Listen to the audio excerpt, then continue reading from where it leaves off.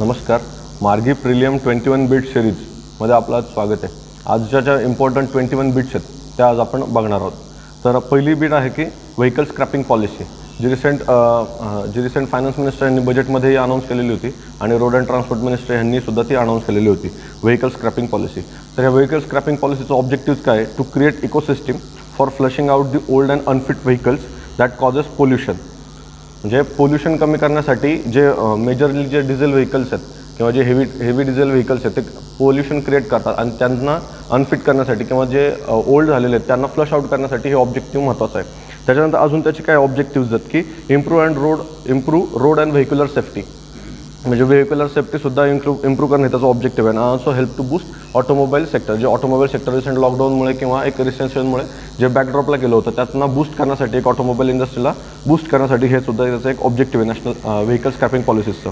तर याचे ऑब्जेक्टिव्हचं features, factual features काय काय आहेत? तर इट स्क्रॅप्स व्हेकल स्क्रॅपिंग जे आहे ते स्क्रॅप करणं कधी प्रायव्हेट व्हेकलसाठी 20 इयर्स ओल्ड, म्हणजे 20 वर्षानंतर प्रायव्हेट व्हेकल्स ओल्ड झाल्यानंतर त्याला स्क्रॅप करणं, किंवा कमर्शियल व्हेकलला 15 वर्ष ओल्ड, 15 इयर्स ओल्ड झाल्यानंतर त्याला स्क्रॅप करणं, हे त्याचं फीचर्स आहे. त्यानंतर दुसरं काय की ते फिटनेस टेस्ट, म्हणजे दर 15 वर्षानंतर, म्हणजे 15 वर्ष झाल्यानंतर त्याचे एक रजिस्ट्रेशन करावं लागतं. तर त्या रजिस्ट्रेशनची कॉस्ट इन्क्रीज करून त्याला एक डिमोटिवेट करणं रजिस्ट्रेशनसाठी, हे सुद्धा एक त्याचं एक फीचर आहे. त्यानंतर road tax rebate by state government, जे रोड टॅक्स रिबेट्स आहे म्हणजे गाडी व्हेकल्स खरेदी करताना जे रोड टॅक्स बसतो त्याला रिबेट करण्यासाठी जी स्क्रॅपिंग केलेली असेल त्यांना एक 25% फॉर पर्सनल व्हेकल्स आणि 15% फॉर कमर्शियल व्हेकल्स, असा त्याचा एक रोड टॅक्स रिबेटसुद्धा स्टेट गव्हर्नमेंटने द्यायचं, असं सुद्धा एक स्क्रॅपिंग पॉलिसीमध्ये आहे.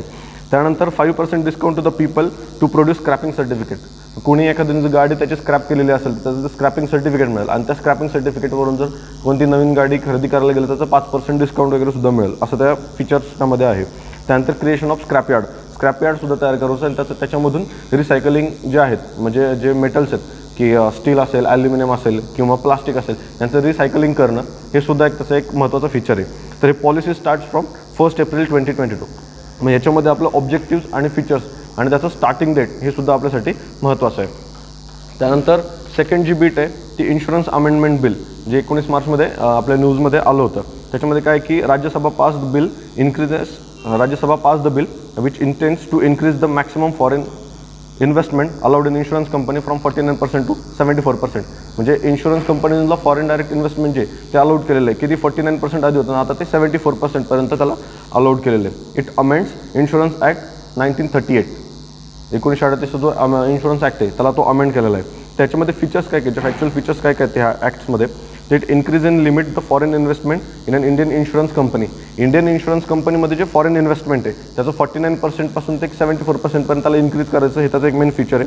त्यानंतर allows foreign investors to hold up to 49% of capital in an Indian insurance company. म्हणजे फॉरेनचे जे इन्व्हेस्टर्स आहेत त्यांना 49% सुद्धा अलाउड केलेलं आहे इंडियन इन्शुरन्स कंपनीमध्ये शेअर घेणं. त्यानंतर bill removes restriction of ownership and control, जे ओनरशिप आणि कंट्रोलचं जे रिस्ट्रिक्शन्स होतं की इंडियन असलं किंवा फॉरेन असणं ह्याच्यामधले रिस्ट्रिक्शन्स होते, त्याने रिस्ट्रिक्शन ह्या फिल्डमध्ये कमी केलेले आहे. Bill also intends for long term capital availability in the insurance sector. ह्याच्यामध्ये एक लॉंग टर्म कॅपिटल अवेलेबल होणार आहे इन्शुरन्स सेक्टरमुळे, त्यामुळे हे बिल आपल्यासाठी महत्त्वाचं आहे. त्यानंतर it increase the competition, foreign direct investment आल्यानंतर त्याच्यामध्ये कॉम्पिटिशन वाढू शकते, इन्शुरन्स सेक्टरमध्ये एक चांगलं एक कन्झ्युमर त्यांना प्राप्त होऊ शकतो, म्हणून ते सुद्धा एक बिल आपल्यासाठी महत्त्वाचं आहे. तर आपण बघितलं तर ह्याच्यामध्ये इन्शुरन्स मार्केटसुद्धा महत्त्वाचं आहे की इन्शुरन्स मार्केट, पब्लिक सेक्टरमधलं इन्शुरन्स मार्केट किती आणि प्रायव्हेट सेक्टर्समध्ये किती. आपण बघितलं तर पब्लिक सेक्टरमध्ये 38.78% आणि प्रायव्हेटमध्ये ते 48.03%. म्हणजे याचा अर्थ की प्रायव्हेट सेक्टर जे इन्शुरन्स मार्केट आहे ते ग्रेटर आहे दॅन पब्लिक सेक्टर मार्केटिंग. त्यानंतर जे थर्ड बीट्स आहे ती ग्लोबल हंगर इंडेक्सच्या रिलेटेड आहे, जे की रिसेंट आपल्या एक एडिटोरियलमध्ये सुद्धा ते एक आलं होतं हायलाइटेड. त्या ग्लोबल हंगर इंडेक्स काय तर annual report publish by the concern world wide and Welthungerhilfe, या दोन इन्स्टिट्यूट्सने ते ॲन्युअल रिपोर्ट जो आहे ग्लोबल हंगर इंडेक्स तो लॉन्च केला गेलेला आहे. पहिला तो 2006मध्ये it is launch in 2006 and publish every October महिन्यामध्ये दरवेळेस तो पब्लिश होत असतो. ऑक्टोबर 2020मध्ये जो पब्लिश झाला तो 15th एडिशन होता त्याचा. तर ह्याचे इंडिकेटर्स कोणते आहेत हे आपल्यासाठी महत्त्वाचे आहेत की अंडर नरिशमेंट म्हणजे काय, the lack of sufficient calorie intake, जेव्हा आपण म्हणतो की अंडर नरिशमेंट म्हणजे जे कॅलरीज रिक्वायर्ड आहेत एखाद्या ह्युमन बिंग्सला त्याच्यामध्ये लॅक असणं हे त्याचं अंडर नरिशमेंटचं एक इंडिकेटर आहे. त्यानंतर चाइल्ड वास्टिंग म्हणजे काय तर लो वेट फॉर हाईट म्हणजे कमी वेट म्हणजे हाईटच्या कम्पेअर वेट कमी असणं हे सुद्धा एक त्याचं इंडिकेटर आहे. त्यानंतर child stunting, low height for age म्हणजे वयानुसार सुद्धा हाईट कमी असणं हे सुद्धा एक त्याचं इंडिकेटर आहे. आणि चाइल्ड मॉर्टॅलिटी म्हणजे जे डेथ रेट आहे किंवा मॉर्टॅलिटी असणं हे सुद्धा एक अंडर 5 इयर्स एज म्हणजे 5 वर्षापेक्षा कमी असणाऱ्यांना मॉर्टॅलिटी रेट हे सुद्धा एक त्याचं एक इंडिकेटर आहे. ह्याचं स्केल बघितलं तर 0 to 100 मध्ये त्याचा स्केल आता म्हणजे 0 म्हणजे बेस्ट आणि 100 म्हणजे वर्स्ट असं त्याचा एक स्केल आहे. आणि त्याच्यामध्ये जर इंडियाची रँकिंग बघितली तर 2019 साली 117 देशांपैकी 102nd ही रँक होती आणि 2020मध्ये 10 आउट ऑफ 107 कंट्रीजपैकी 94th रँक आपली होती. म्हणजे India categorise in the serious hunger आणि इंडियाचा स्कोर होता तो 27.2% एवढा स्केल होता आणि इंडिया त्याच्यामध्ये सिरियस हंगर ह्याच्यामध्ये तो कॅटेगराईज केला जातो. मग इंडियाने ह्याच्यामध्ये हंगर इंडेक्स इम्प्रूव्ह करण्यासाठी आणि माल न्यूट्रिशन कमी करण्यासाठी जे इनिशिएटिव्ह घेतलेले आहेत तर ते आपल्याला माहिती असणं गरजेचं आहे. ज्याच्यामध्ये की पोषण अभियान असेल किंवा PM मातृवंदना योजना असेल, फूड फॉर्टिफिकेशन प्रोग्राम असेल किंवा जो नॅशनल फूड सिक्युरिटी ॲक्ट आहे 2013चा तो किंवा एक युनिव्हर्सल इम्युनायझेशन प्रोग्राम असे सगळे वेगवेगळे प्रोग्राम्स इंडियाने लॉन्च केलेले आहेत जेणेकरून हंगरला काउंटर करणं आणि ग्लोबल हंगर इंडेक्समध्ये त्याची एक रँकिंग इम्प्रूव्ह करणं हे सुद्धा एक त्याचं एक टार्गेट आहे. त्याच्यानंतर 4th जी बीट आहे ती ॲल्युमिनियम एअर बॅटरी जी की रिसेंट न्यूजमध्ये होती. न्यूजमध्ये अशी होती की ते इंडियन ऑइल कंपनी आहे त्यांनी एक joint venture Israel based startup जी आहे फिनर्जी यांच्यासोबत त्यांनी एक जॉईंट व्हेंचर केलेलं आहे.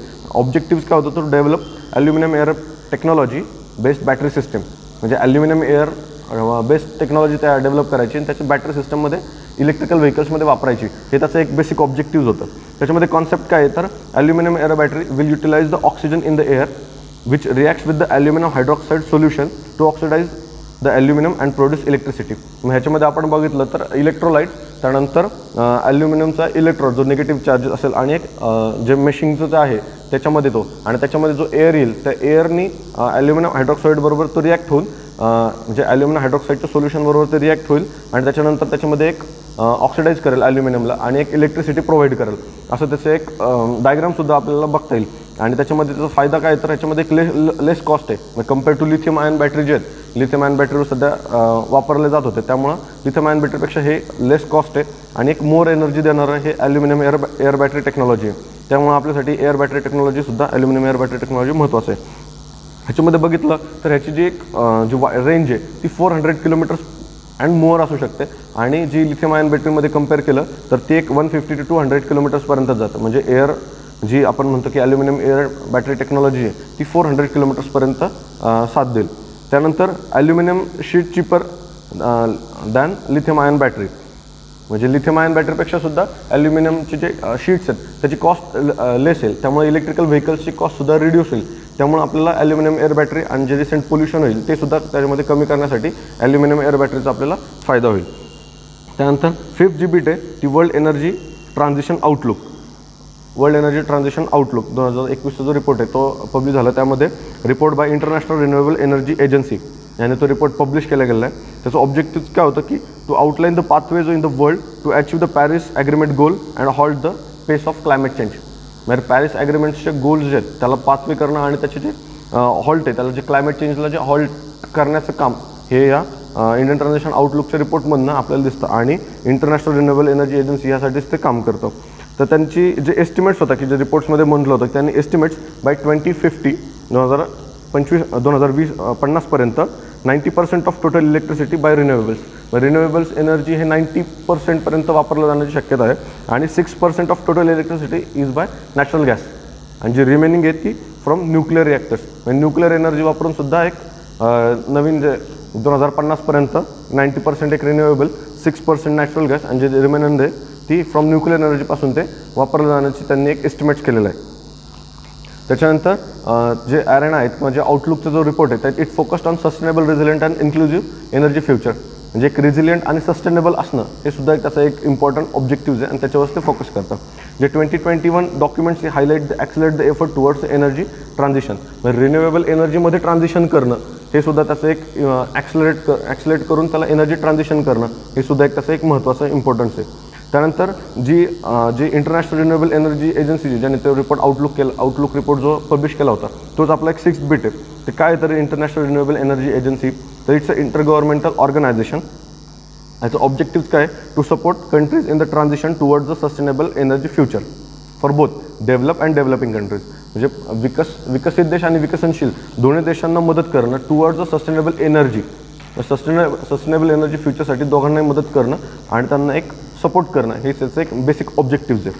त्यानंतर it promotes adoption and sustainable use of all forms of renewable energy.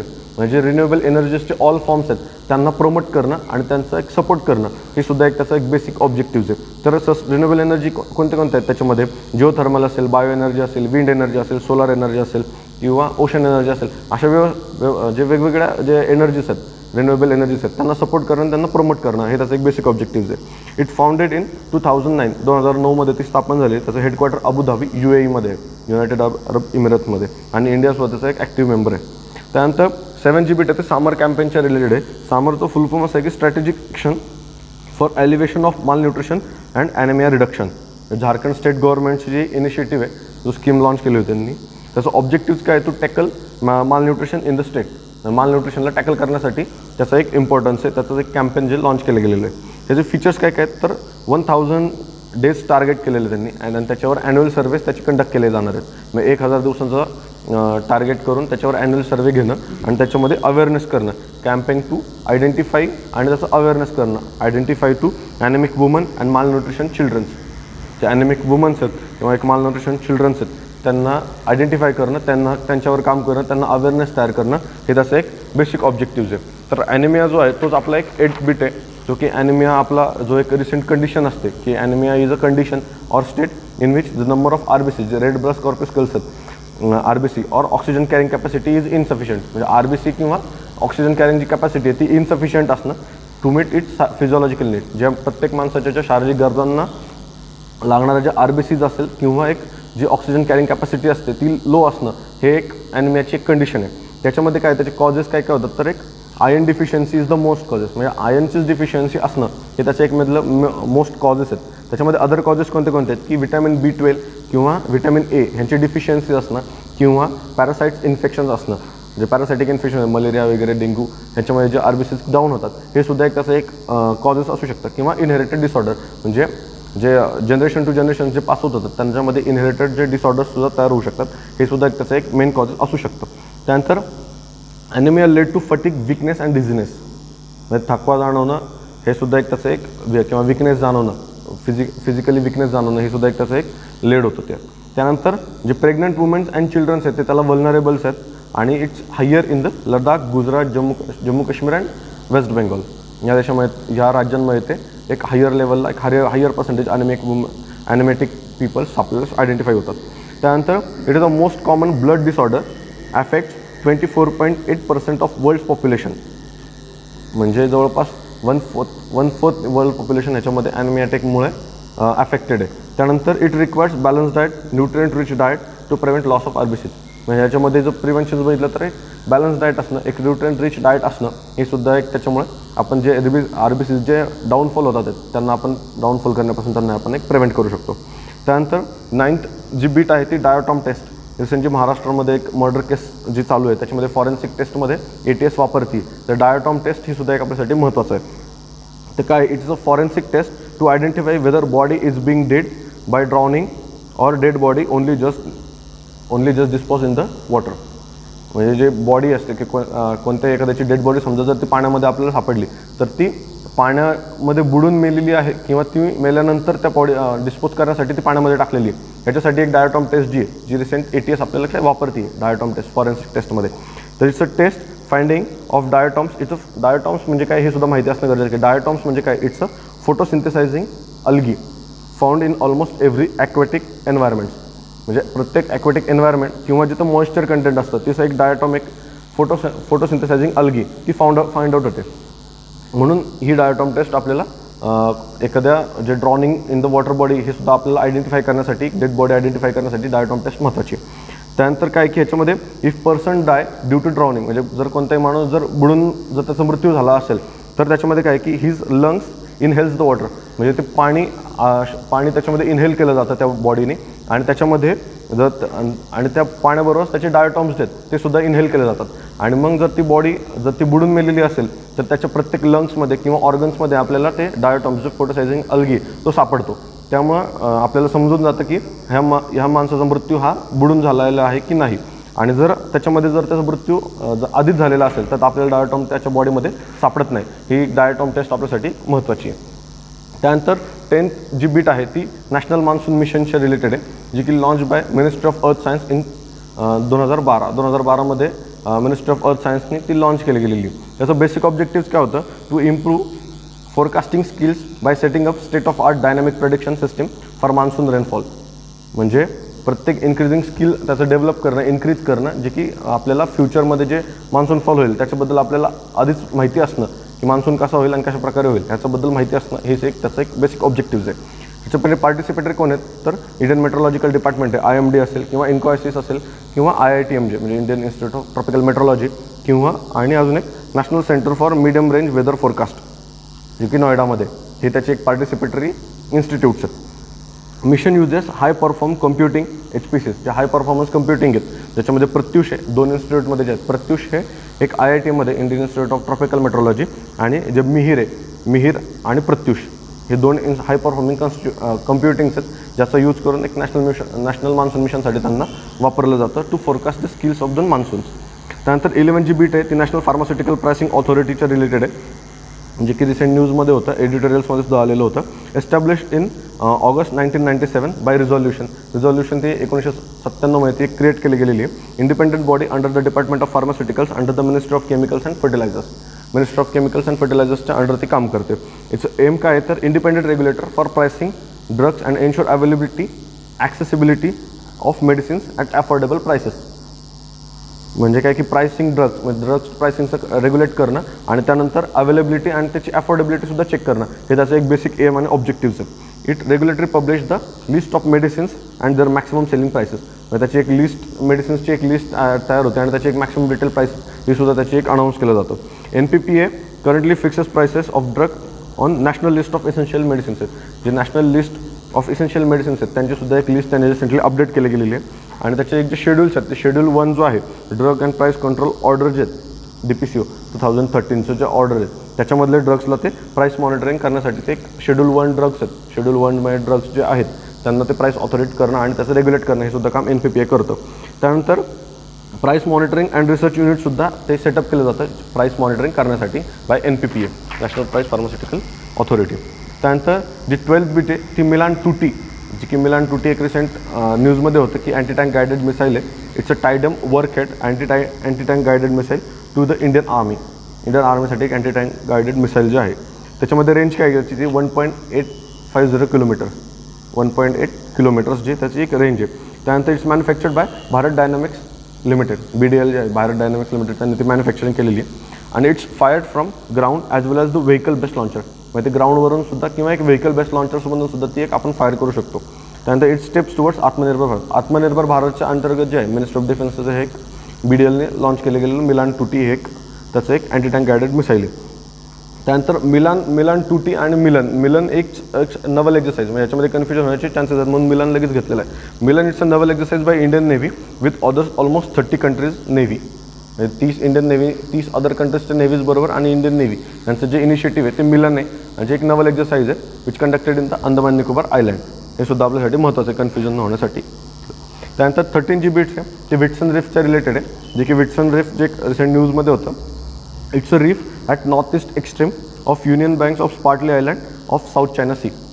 Whitson जी रिफ आहे ती एक V शेप रिफ आहे जी की आपल्याला साऊथ चायना सीमध्ये सापडते. इट्स अ लार्जेस्ट रिफ्ट of union bank. Union bank जे आहे जे एक स्पार्टली आयलँडच्या इथे जे आहे त्याच्यामध्ये जे एक जो लार्जेस्ट रिफ जी आहे ती ही विट्सन रिफ जी आहे. त्यानंतर it's a V shape reef. It's a south of parcel island and west of Palawan island. त्याचा एक मॅप आणि त्याचं मॅपिंगचं लोकेशन्स लक्षात ठेवणं हे सुद्धा आपल्यासाठी महत्त्वाचं आहे. त्यानंतर 14 जी बीट आहे ते remission of duties or taxes on export product scheme RODTP जे म्हणतो स्कीम, ती एक जी लॉन्च केली गेलेली होती ती. त्यानंतर RODTP scheme it's launch in 2020. So basic objective is to boost export of India in international market. It's replacement for the merchandise export from India scheme, जी MEIS जी स्कीम आहे merchandise export from India scheme जी तिला replace करण्यासाठी आणि त्याचं एक international मार्केटमध्ये इंडियाचं एक्सपोर्ट बूस्ट करण्यासाठी सुद्धा एक महत्त्वाचा एक स्कीम आहे.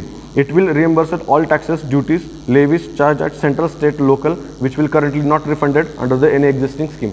जी की कोणत्या एक्झिस्टिंग स्कीममध्ये एक रिफंड होत नाही, कोणत्याही एक लेवीज ड्युटीज असेल त्यांना एक लेवीज रिटर्न करण्यासाठी एक त्याचा एक बेसिक ऑब्जेक्टिव्ह आहे. RODTP is a WTO compliant, म्हणजे आधीची जी होती की merchandise export from India scheme जी आहे ती एक आधी WTO कंप्लायंट होती, पण आता जी RODTP ही WTO कंप्लायंट आहे. त्यानंतर it's coordinates with the WTO to reduce post production transaction cost for the exporters. जी पोस्ट प्रोडक्शन कॉस्ट जाते जे एक्सपोर्ट करण्यासाठी त्याच्यामध्ये कॉस्ट रिड्यूस करणं हे सुद्धा एक RODTP पुढे साध्य होऊ शकतं. त्यानंतर it boost MSME production and export. MSMEला पण बूस्ट करणं हे सुद्धा त्याचं एक बेसिक ऑब्जेक्टिव्ह आहे. तर नीट काय होतं तर एक USA कंप्लेंट केलं होतं, USAने कंप्लेंट केलं होतं कुठे डिस्प्यूट सेटलमेंट पॅनलमध्ये. And panel rule that India use of MSME जे इंडियन जे MES जी स्कीम वापरली होती त्याला एक रूलच्या अगेन्स्ट केलं गेलेलं होतं जे की डिस्प्यूट पॅनलमध्ये.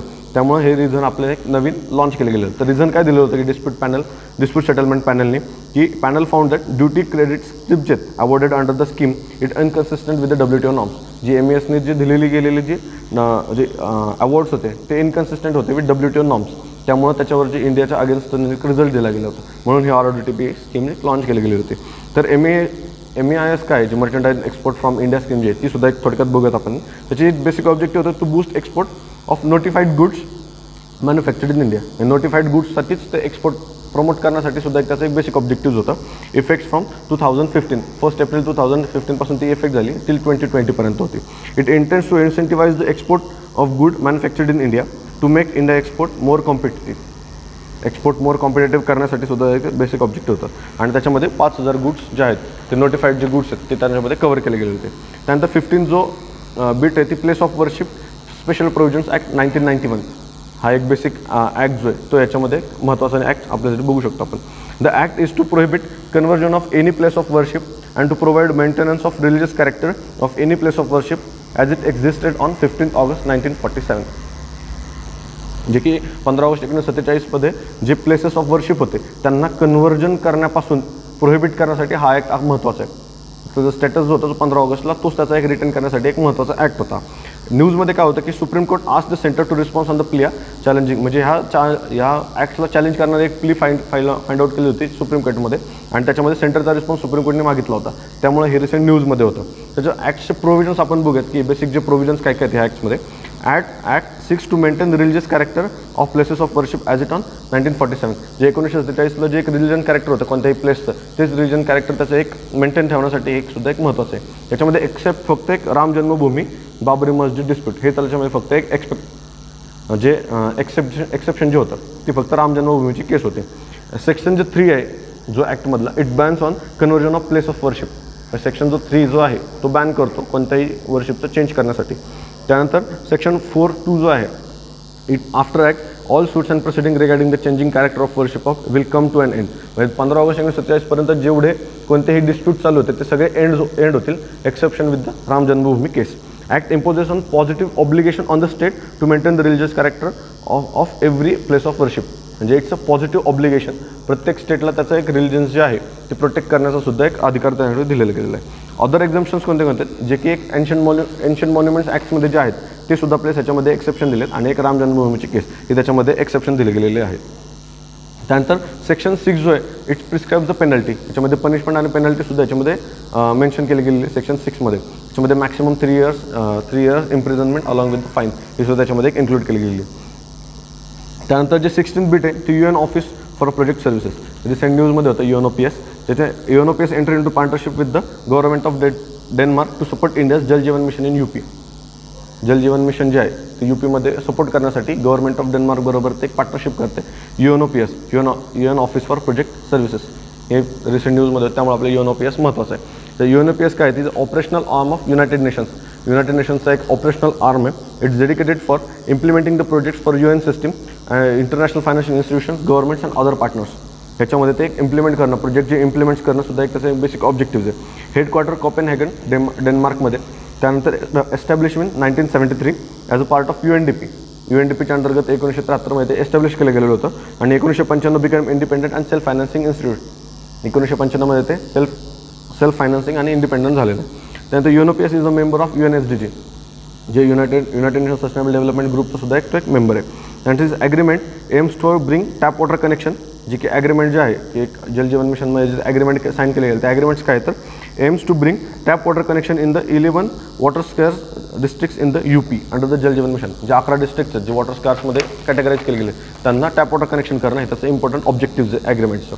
त्यानंतर 17वी जे बीट्स आहे ते नॅशनल क्रेचे स्कीम आहे जी एक सेंट्रली स्पॉन्सर्ड स्कीम आहे being implemented by the ministry of woman and child development. Woman and child development ही सेंट्रली स्पॉन्सर्ड स्कीम आहे ती. It earlier name Rajiv Gandhi national creche scheme जी त्याच्या आधीचं जे नेम होतं. इट एम्स ऑब्जेक्टिव्स काय आहे to provide day care facilities म्हणजे दिवसाची जी केअर फॅसिलिटीज आहेत ती प्रोव्हाइड करणं टू द चिल्ड्रन्स कोणत्या एज तर 6 months to 6 years जे चिल्ड्रन्स आहेत त्यांना प्रोव्हाइड करणं फॉर वर्किंग मदर्स जे वर्किंग मदर्सचे 6 months to 6 years पर्यंत जे असलेले जे चिल्ड्रन्स आहेत त्यांना डे केअर फॅसिलिटीज प्रोव्हाइड करणं हे त्याचं एक बेसिक ऑब्जेक्टिव्ज आहे. It also help to woman to manage their career as well as the family responsibility and it also encourage and promote the gender equality हे सुद्धा त्याचं एक बेसिक ऑब्जेक्टिव्ज आहे. तर ह्या फॅक्च्युअल फीचर्स काय काय आहेत तर it's day care facility include sleeping facilities याच्यामध्ये जे फॅसिलिटी प्रोव्हाइड केले जातात त्याच्यामध्ये डे केअर फॅसिलिटीज आणि स्लिपिंग फॅसिलिटीजसुद्धा प्रोव्हाइड करणं.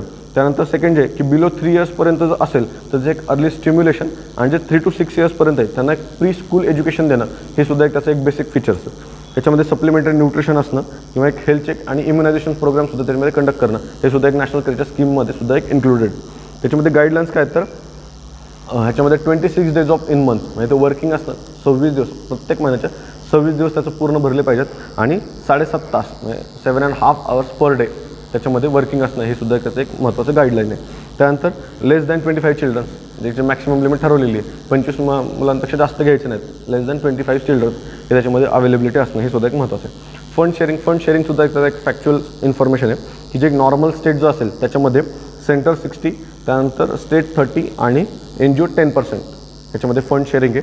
त्या नॉर्थ ईस्टर्न स्टेटसाठी 80-10-10 सेंटर 80%, स्टेट 10 आणि NGO 10% आणि UTसाठी 90 हे सेंटर आणि 10 हे NGO असं त्याचं एक सेंटर फंडिंग तर त्याचं एक फंड शेअरिंग आहे हे साठी महत्त्वाचं आहे. त्यानंतर 18th जे एक बीट आहे ती टिग्रे रिजनच्या रिलेटेड आहे. रिसेंट न्यूजमध्ये होतं की Eritrea pull out its troops from the इथोपियाचा जो नॉर्दर्न टिग्रे रिजन आहे त्याच्यामधून एरिट्रियाचे ट्रूप्स आहेत त्यांनी बॅकआउट करायला सुरुवात केली गेली आहे. इट्स वॉर बिट म्हणजे इथोपियामध्ये जे वॉर झालं होतं इथोपिया आणि एरिट्रिया 1998 पासून त्यानंतर जे 2020मध्ये एक आर्मनी अटॅक केला असं एरिट्रिया म्हटलं आणि एरिट्रियाने त्याचे ट्रूप्स पाठवले होते जे टिग्रे रिजन्समध्ये. त्याच्यामध्ये रिसेंट एक कॉन्फ्लिक्शन झोन झाला होता त्यामध्ये टिग्रे रिजन आपल्यासाठी महत्त्वाचं आहे. रिसेंट न्यूजमध्ये होता. Eritrea send troops in this region in November 2020 accusing Tigray people liberation front जे TPLF आहे त्यांनी अटॅक केला होता आर्मी ग्रुपमध्ये. त्यामुळं त्या एक न्यूजमध्ये होता. त्यामुळे टिग्रे रिजन आपल्यासाठी महत्त्वाचं आहे. मला त्याचा एक मॅपिंग करणं एरिट्रिया त्यानंतर टिग्रे रिजन इथोपियाच्या नॉर्दर्नला आणि इकडे एक रेड सी हे सुद्धा आपल्याला मॅपिंग करणं गरजेचं आहे. त्यानंतर 19 बीट आहे ती शिग्मो ट्राईबचे रिलेटेड आहे जी की शिग्मो ट्राईबची ट्रायबल कम्युनिटी ऑफ गोवा आहे जी की रिसेंट न्यूजमध्ये होतं. ॲग्रिकल्चर कम्युनिटीत celebrated of rich and golden harvest of the पॅडीचं जे हार्वेस्ट आहे त्याच्यामध्ये ते त्यांचं जे कम्युनिटीचं फेस्टिवल आहे त्याला शिवगोत्सव असं सुद्धा म्हटलं जातं जे की रिसेंट आपल्याला इंडियन एक्सप्रेसच्या एक्सप्लेनमध्ये सुद्धा आलेलं गेलेलं होतं. त्याच्यामध्ये एक फॉक डान्स कोणते करतात त्यांचे तर घोडे मोदिनी गोफा आणि फुगडी हे त्यांचे एक ट्रॅडिशनल डान्स असतात. त्यानंतर 20 बीट आहे ती मॅरिटाईम स्पेशल प्लॅनिंग आहे जे की इंडियन नॉर्वेमध्ये ॲग्री झालं होतं की टू कंडक्ट आणि मॅरिटाईम स्पेशल प्लॅनिंग त्यामुळे हे रिसेंट न्यूजमध्ये होतं. त्याच्यामध्ये इन लक्षद्वीप त्याच्यामध्ये जे 2 त्यांनी मॅरिटाईम स्पेशल प्लॅनिंगमध्ये जे 2 आयडेंटिफाईड साईट केले आहेत त्याच्यामध्ये लक्षद्वीप आणि पॉंडिचेरी हे 2 त्यांनी आयडेंटिफाईड साईट केले गेलेले आहेत. तर काय आहे मॅरिटाईम स्पेशल प्लॅनिंग हे आपण बघूयात. तर maritime spatial planning is the process of analysing and allocating spatial and temporal distribution of human activity in marine areas for the economic and ecological activities. जो मरीन एरियाज आहेत म्हणजे समजा लक्षद्वीप आणि पॉंडिचेरी ह्याच्यामध्ये 2 साईट जे केलेले आयडेंटिफाय केलेले त्याच्यामध्ये असलेले जे मरीन ह्युमन ॲक्टिव्हिटीज आहेत मरीटाईममध्ये असलेले जे ह्युमन ॲक्टिव्हिटीज त्यांना अलाउड करणं आणि टेम्पोरल त्याच्यामध्ये एक डिस्ट्रीब्युशन ऑफ ह्युमन ॲक्टिव्हिटीज त्याच्यामध्ये ॲनालाइज करणं हे सुद्धा एक त्याचं एक बेसिक ऑब्जेक्टिव्ज आहे. त्यानंतर ह्याचे इम्प्लिमेंटेड कोण आहे तर इंडियामधून जे मिनिस्टर ऑफ अर्थ सायन्स हे त्याची इम्प्लिमेंटिंग एजन्सी आणि नॉर्वेची एन्व्हायरमेंटल एजन्सी आणि मिनिस्टर ऑफ फॉरेन अफेअर्स जे नॉर्वेचं त्याच्यामध्ये त्याची एक implementing agency. It's a part of Indo Norway integrated ocean initiative जो की MOU साईन झाला 2019मध्ये त्याच्या अंतर्गतच हा एक प्रोजेक्ट त्यांनी लॉन्च केला गेलेला आहे जी की मॅरिटाईम स्पेशल प्लॅनिंग इम्पॉर्टंट आहे. त्यानंतर 21 जी बीट आहे ती मिशन वात्सल्याच्या रिलेटेड आहे, जी की अम्ब्रेला स्कीममध्ये वुमन अँड चाइल्ड डेव्हलपमेंटची मिनिस्ट्री यांनी रिकॅटेगराईज आणि अम्ब्रेला स्कीममध्ये त्यांना इन्क्लूड केलं गेलेलं होतं. तर काय आहे basic objectives for child welfare act services and child protection services all over the country. All over the country child protection and child welfare services implement करणं हे त्याचं एक बेसिक ऑब्जेक्टिव्ह होतं. It's a centrally sponsored scheme. Centrally sponsored scheme आहे. तर आपण एक दुसरं एक बघू शकतो की वात्सल्य मातृ अमृत कोश जे की minister of health and family वेलफेअरचं जे लॉन्च केली गेलेली होती त्याची launch by minister launch as national human milk bank. जे आपण म्हणतो की वात्सल्य मातृ अमृत कोश म्हणजे त्याच्यामध्ये एक जे ह्युमन मिल्क आहे त्याचं एक नॅशनल बँक तयार करणं हे सुद्धा एक त्याचं एक बेसिक ऑब्जेक्टिव्ह आहे. त्यानंतर हे काय it's collaboration with the Norwegian government. Norway गव्हर्नमेंटसोबत हे कोलॅबोरेशन आहे आणि it's objective is to collect pasteurise and test milk donated by the lactating mothers and safely storing it for the infants in needs. म्हणजे lactating मदर्सपासून त्याचं एक त्यांचं जे milk आहे ते घेणं आणि त्यांना स्टोअर करणं, पाश्चराइज करणं आणि जेव्हा त्यांना कोणत्याही एक इन्फंट्स किंवा जे नीड्स आहेत इन्फंट्सला त्यांना प्रोव्हाइड करणं हे त्याचं एक बेसिक ऑब्जेक्टिव्ह आहे जे की कोलॅबोरेटेड विथ द नॉर्वेरियन गव्हर्नमेंट. तर ह्या आजच्या आपल्या ज्या प्रिलियमचे 21 बिट्समध्ये आजच्या ह्या 21 बिट्स जे इम्पॉर्टंट आहेत आपल्या प्रिलियमसाठी ते आज आपण कव्हर केले गेलेले आहेत. अशाच बिट्स आपण उद्या बघूयात. थँक्यू.